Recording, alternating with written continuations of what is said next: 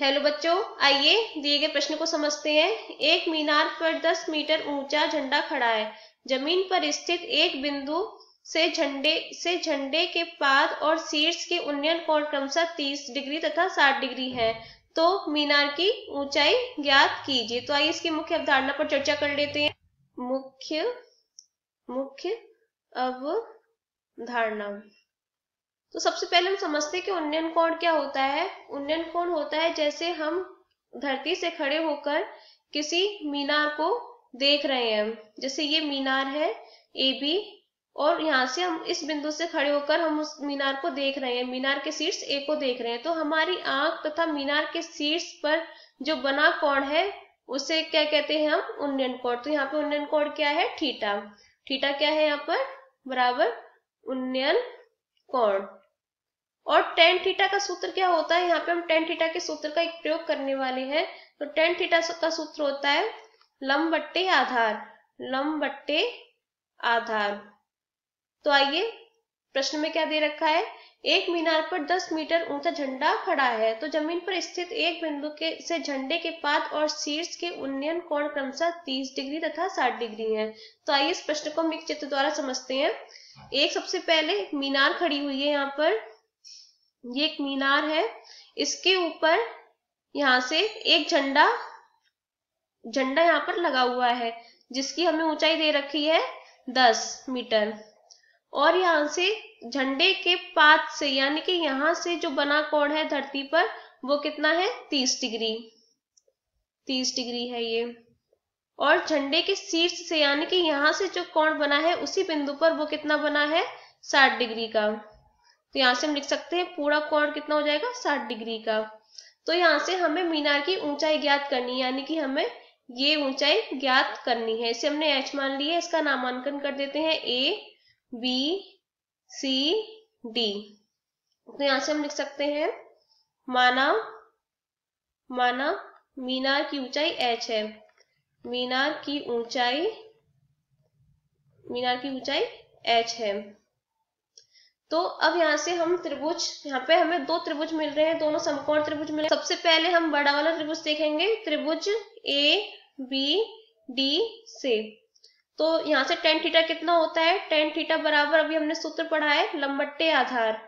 लंब बट्टे आधार। तो इस त्रिभुज का लंब क्या है? लंब है बी डी। तो यहाँ से हम लिख सकते हैं, और इसका जो कोण है वो कितना है? 60 डिग्री। थीटा बराबर यहाँ से लिख सकते हैं 60 डिग्री। तो यहाँ पे क्या हो जाएगा? टेन 60 डिग्री बराबर इस त्रिभुज का लंब कितना है? BD। और आधार कितना है? AB। टेन 60 का मान कितना होता है? टेन 60 का मान होता है बराबर √3। तो यहाँ पे √3 लिख देंगे।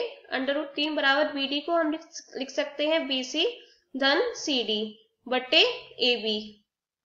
तो यहाँ से क्या हो जाएगा? CD का मान कितना है? CD का मान है 10 मीटर। हमें झंडे की ऊंचाई दे रखी है, तो यहाँ से लिख सकते हैं। तो यहाँ से क्या हो जाएगा? √3 बराबर CD का मान है 10 और BC का मान हमने h माना है। तो यहाँ से क्या हो जाएगा? √3 बराबर 10 धन h बटे AB।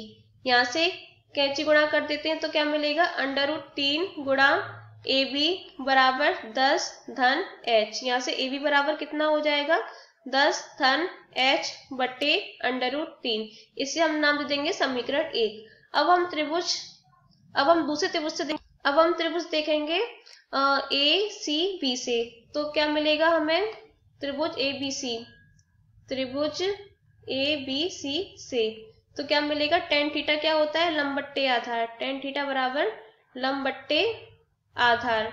तो यहाँ पे थीटा का मान कितना है इस त्रिभुज के लिए? थीटा का मान है 30 डिग्री। और इसके लिए लंब कितना हो जाएगा? लंब होगा BC, जिसका मान है h, और आधार AB। तो यहाँ से लिख सकते हैं टेन 60 बराबर थीटा का मान 30 है यहाँ पे। तो क्या हो जाएगा? टेन 30 बराबर लंब कितना है? BC बट्टे आधार AB। BC का मान हमने कितना माना था? h। तो क्या हो जाएगा? टेन 30 का मान कितना होता है? टेन 30 का मान होता है 1 बट्टे √3। तो यहाँ पे हम टेन 30 का मान लगा देते हैं। तो क्या मिलेगा?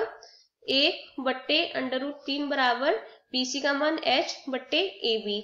यहाँ से हम कैंची गुणा कर लेते तो हमें क्या मिलेगा? AB बराबर h√3। इसे हम नाम दे देंगे समीकरण 2। अब हम समीकरण 1 और समीकरण 2 को बराबर कर देंगे क्योंकि दोनों में मान a b के हैं। तो यहाँ से हम लिख सकते हैं समीकरण 1 तथा समीकरण 2 को बराबर करने पर समीकरण 1 तथा समीकरण 2 को बराबर करने पर तो क्या मिलेगा हमें, यहाँ से बराबर कर देंगे तो h√3 बराबर 10 धन h/√3। यहाँ से फिर कैंची गुणा कर दीजिए तो क्या मिलेगा, h गुणा √3 गुणा √3 बराबर 10 धन h। तो क्या हो जाएगा, √3 गुणा √3 3h बराबर 10 धन h। तो यहाँ से h को यहाँ पे ले आइए तो क्या हो जाएगा, 3h माइनस h बराबर 10। 3 में से 2 गई, कितने बचे, 2h बराबर 10। तो यहाँ से h बराबर कितना हो जाएगा, 10/2। 10 से 2 से 10 5 बार कट जाएगा तो h बराबर आ जाएगा 5 मीटर। तो हमने मीनार की ऊंचाई h मानी थी, तो यहाँ से हम लिख सकते हैं अतः मीनार की ऊंचाई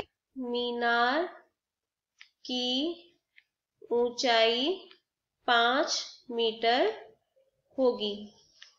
आशा करते हैं कि आपको ये प्रश्न समझ में आया होगा। धन्यवाद।